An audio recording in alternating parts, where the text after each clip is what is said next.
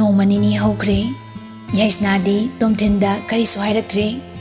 Tomthinna Yaisnada call torami. Yaisnana. Hello? Hingi boy bunga. Tomthinna. Hingdadi kaino. Nungairi ko. Yaisnana. Nungairi hai batare. Da Tomthindi yam nungai kramale. Akoi gase kaukre ko. Tomthinna. Aidi nang noma ta kaude ko. Nang naise nungsibidaba yam hainadaba manbaduda ikairaba. Yaisnana. Kanana hainadi haiba. Bhapkadi.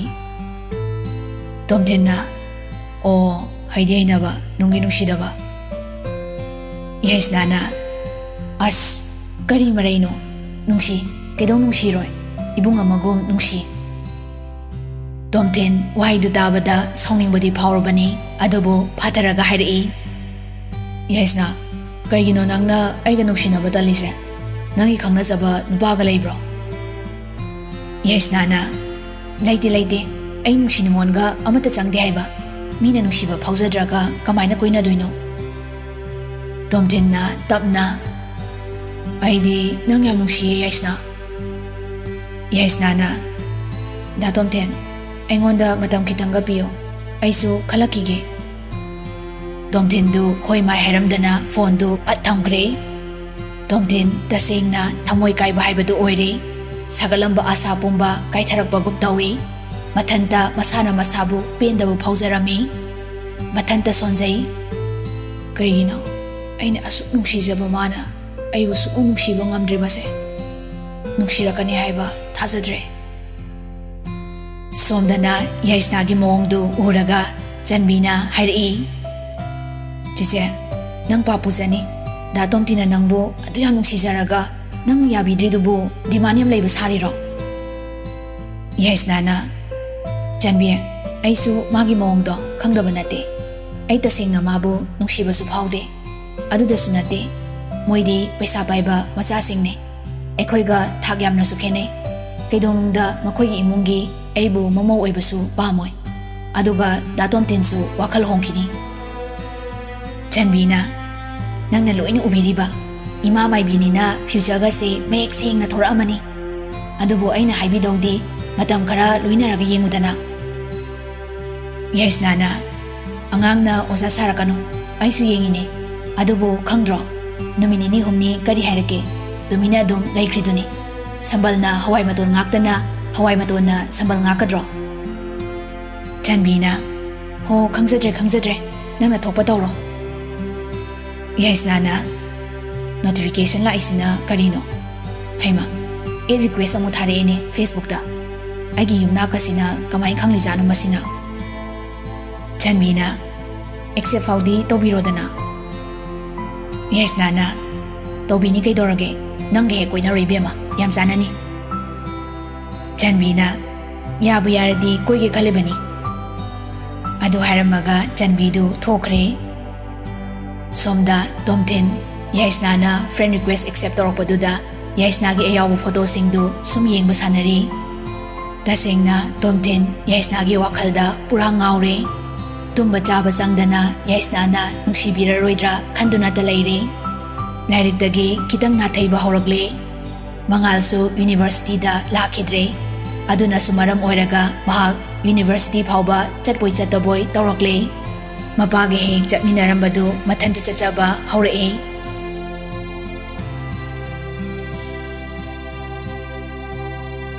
Matamdi asum housing kibana mangalsu thamagi Delhi damu thabaki training chatnaba haiduna order thorakle. Chatkadaba noma walingai numitni thanelna makhoida chaksa se haiduna mangalbu kaurami. Tomthingi kada mangalga Tomthinga wari tawrami. Mangalna. Tamo namu kaidorage phamungasi loisilu yadro isai chairisibu kaidorage. Tomthinna.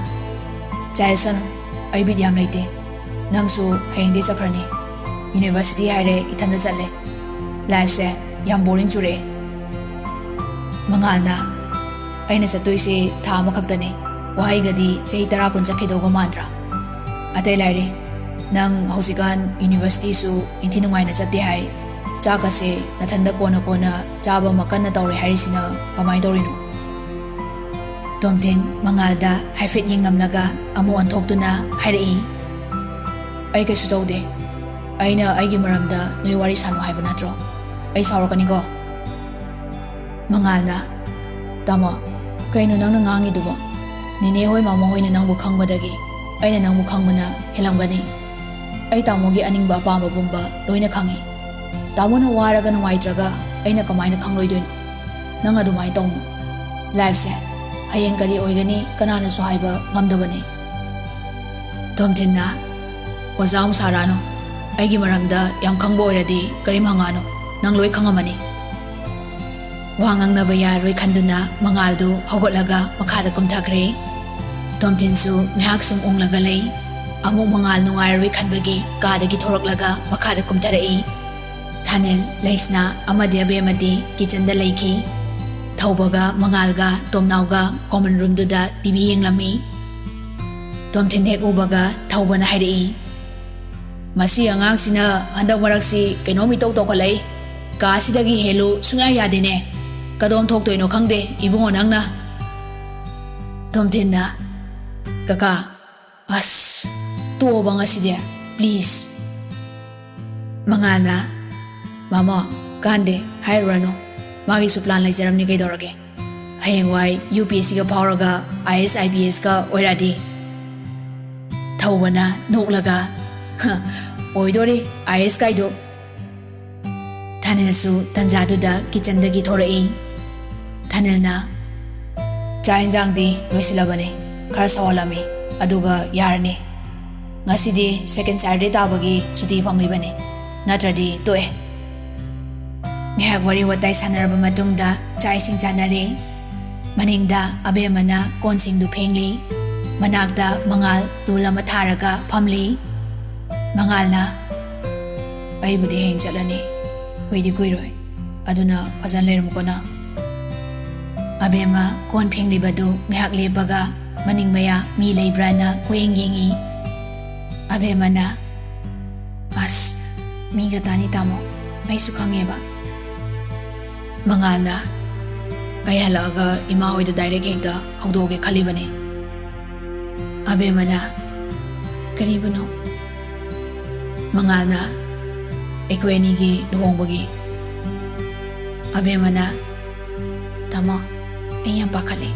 ꯆꯠꯂꯣ ꯃꯄꯥꯟꯗ ꯐꯝꯃꯨꯔꯣꯕ. ꯃꯉꯥꯜꯗꯨ ꯇꯞꯅ ꯍꯧꯒꯠꯂꯛꯂꯒ ꯍꯥꯏꯔꯛꯏ, ꯅꯪꯅ ꯀꯤꯒꯟꯈꯤꯕꯁꯤꯅ. ꯇꯟꯖꯥꯗꯨꯗ ꯂꯩꯁꯅꯥꯁꯨ ꯆꯪꯉꯛꯏ. ꯂꯩꯁꯅꯥꯅ, ꯑꯕꯦꯝꯃ, ꯃꯥꯆꯧ ꯂꯣꯏꯁꯤꯜꯂꯒꯦ. ꯆꯪꯉꯣ ꯆꯪꯉꯣ, ꯏꯆꯥ ꯋꯥꯔꯝꯃꯅꯤ. ꯑꯕꯦꯝꯃꯅ, ꯃꯥꯆꯧꯕꯤ, ꯌꯥꯅꯤꯌꯦ, ꯑꯩ ꯑꯗꯨꯝ ꯂꯣꯏꯁꯤꯜꯂꯒꯦ. ꯃꯉꯥꯜꯁꯨ ꯊꯣꯛꯈ꯭ꯔꯦ. ꯂꯩꯁꯅꯥꯒ ꯑꯕꯦꯝꯃꯒ ꯊꯕꯛꯁꯤꯡꯗꯨ ꯂꯣꯏꯁꯤꯟꯃꯤꯟꯅꯔꯝꯃꯤ.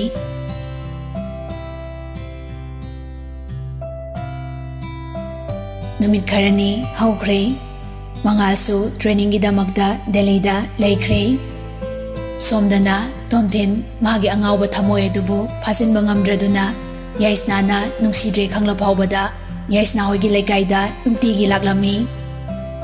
ꯆꯟꯕꯤꯅ, ꯏꯆꯦ, ꯗꯥ ꯇꯣꯝꯊꯤꯟꯁꯦ ꯍꯟꯗꯛ ꯃꯔꯛ ꯑꯩꯈꯣꯏ ꯂꯩꯀꯥꯏꯗ ꯌꯥꯝ ꯇꯣꯏꯈꯠꯂꯛꯏꯁꯦ. ꯃꯤꯅ ꯀꯩꯀꯩꯅꯣ ꯉꯥꯡꯅꯈꯤꯅꯤꯀꯣ. ꯅꯪꯁꯨ ꯌꯥꯕꯤꯕꯗꯤ ꯌꯥꯔꯕꯅꯤ. ꯌꯥꯏꯁꯅꯥꯅ, ꯑꯅꯝ ꯌꯥꯝ ꯀꯜꯂꯦ. ꯑꯩꯁꯨ ꯃꯇꯝ ꯈꯔꯗꯤ ꯈꯪꯅꯔꯒ ꯌꯦꯡꯂꯒꯦ ꯈꯜꯂꯛꯏ. ꯆꯟꯕꯤꯅ, ꯑꯗꯨꯅꯤ, ꯑꯗꯨꯃꯥꯏꯅ ꯇꯧꯕꯤꯔꯣ. ꯅꯠꯇ꯭ꯔꯗꯤꯅꯦ ꯂꯩꯀꯥꯏ ꯋꯥ ꯌꯥꯝꯅꯔꯛꯑꯅꯤ. ꯌꯥꯏꯁꯅꯥꯅ, ꯑꯩꯁꯨ ꯃꯥꯒꯤ ꯈꯨꯇꯛꯁꯦ ꯀꯣꯛꯀ ꯉꯥꯎꯔꯦ. ꯑꯩꯅ ꯃꯥ ꯅꯨꯡꯁꯤꯕ ꯉꯝꯗ꯭ꯔꯤꯁꯤꯒ ꯌꯦꯡꯕ ꯇꯥꯔꯦ. ꯍꯥꯏꯅꯔꯤꯉꯩꯗꯨꯗ ꯇꯣꯝꯊꯤꯟ ꯌꯥꯏꯁꯅꯥꯗ ꯀꯣꯜ ꯇꯧꯁꯤꯜꯂꯛꯏ. ꯌꯥꯏꯁꯅꯥꯅ, ꯇꯧꯔꯛꯑꯦ ꯀꯣꯜ ꯑꯃꯨꯛ. ꯂꯥꯏ ꯑꯣꯏꯔꯝꯅꯤ ꯃꯁꯤ. ꯐꯣꯟꯗꯨ ꯄꯠ ꯄꯥꯏꯈꯠꯂꯤ. ꯍꯜꯂꯣ. ꯇꯣꯝꯊꯤꯟꯅ, ꯑꯩ ꯅꯣꯏ ꯂꯩꯔꯛ ꯃꯆꯤꯟꯗꯨꯗ ꯂꯩ. ꯑꯝꯇ ꯊꯣꯔꯛꯎꯗ. ꯌꯥꯏꯁꯅꯥꯅ, ꯀꯩꯒꯤꯅꯣ ꯅꯨꯡꯇꯤꯒꯤ ꯂꯥꯛꯏꯁꯤꯕꯣ? ꯇꯣꯝꯊꯤꯟꯅ, ꯑꯩꯅ ꯅꯨꯡꯇꯤꯒꯤ ꯂꯥꯛꯑꯦꯅ ꯅꯪ ꯊꯣꯔꯛꯄ꯭ꯔꯣ? ꯈꯨꯝꯃꯧꯅꯦ. ꯌꯥꯏꯁꯅꯥꯅ, ꯐꯔꯦꯁꯦ, ꯂꯩꯔꯝꯃꯣ, ꯑꯩ ꯊꯣꯔꯛꯀꯦ. ꯇꯣꯝꯊꯤꯟ ꯌꯥꯝ ꯍꯔꯥꯎꯅ, ꯑꯁꯦꯡꯕ Thuna thoro, ay ngairamdoini ko. Yaisna na. Yaisna du mapilo silaga thore aduga tumthin ga punna makharom da haitarami. Irab laptaba garden amada changduna phamlammi. Tumthin na. Yaisna, nangai bu nungsiba sungom ngamlaroidra. Amuta haibiyo. Yaisna tapna. Da tumthin. Ay khanba yaba khalaba tungda isana yaragena thoreini ngasidi.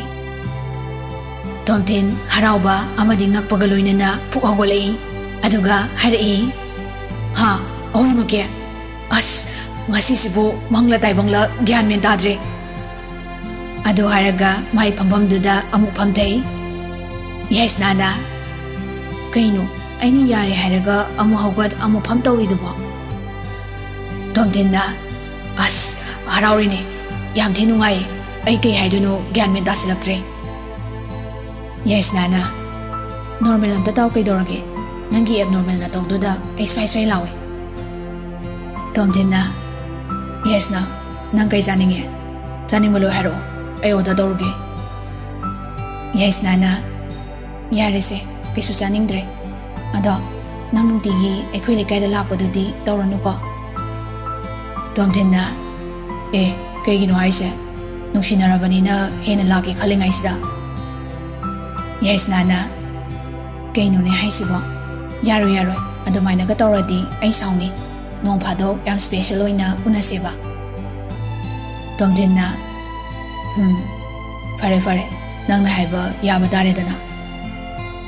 Yaisna na. Ado masigidi masi haigena thorakpani halase yabra.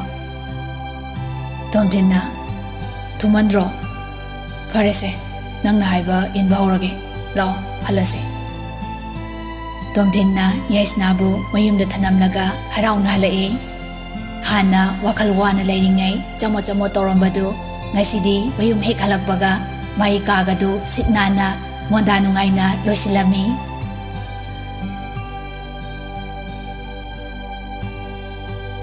Nungthilgi pung 4 muktare abemasu college salaglaga magi phamungda ngahak potharingai Yaisna mai kada changai. Yaisna na. Abema machaubiga nanga wamata tanadaba yadre. Abema na. Machaubi kei wa oirabano. Yaisna na. Yengoi nahan nang papa na haibado magi mamanabagi machanupada ichabu thazabagi wafamdo madugi wafamdo ngasi hayengsida hawdokpa pame. Ichagi kari mot lege seng namta khomo noi papa se yam serious oire. Abema Yaisna gi waidu tabada ngahak tumina lei. Yaisna na amuka hanglai. Kedorage khumune ichana kari pamiba kamdokse haibado machaubida walot kano. Abema Yaisna de yenglaga tapna hairai. Machaubi.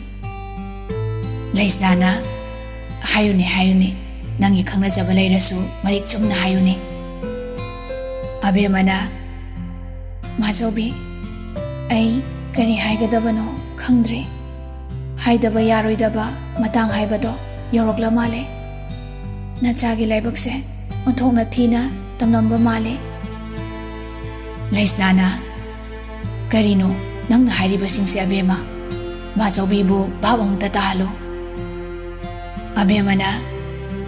Machaubi aina haidoriba wase imungsina yarakadabadi mande. Adubu masidi ai Machaubida hairage. Machaubina kanadasu tamthopigano. Masimadi Machaubina nachabu nungsibirabadi yabiyo. Yaisna abemagi wahaidu langtaknabasu phaure karino haibadi khangdri. Yaisna na. Machaubi kanadasu hairoi Machaubi bu thajau. Adubu nongmadi haidaba yarakloidaba matang thoroklabadi. Abema tapna. Fare Machaubi ai hairage. Adubu tahadi tawbigano. Machaubina fanaba amukta disinbiyo. Nachagi thawaina mahaktabu nungsirure aduga mahanasu aibu yamna nungsibi karigumba ahansingi ayetba oirabadi ai hingadaba mande machaubi hairaga kablai Laisnana Abema karino nang ngangliba singse haidene machaubi leiribasidi ichagidama hayo mahakanano kadaidagino Abemana Machaubi Aisu Thazarude Adubu Mahana Aibu Asuki Mati Nungsibiramgani Khaludabani Aigi Punsigi Awaba Warida Masu Winaduna Adumak Yaurome Aigi Dama Mana Wazaramba Pumnamak Ase Aina Hansin Hansin Kalabatungda Ma Ai Nungsina Toure Machaubi Mahakto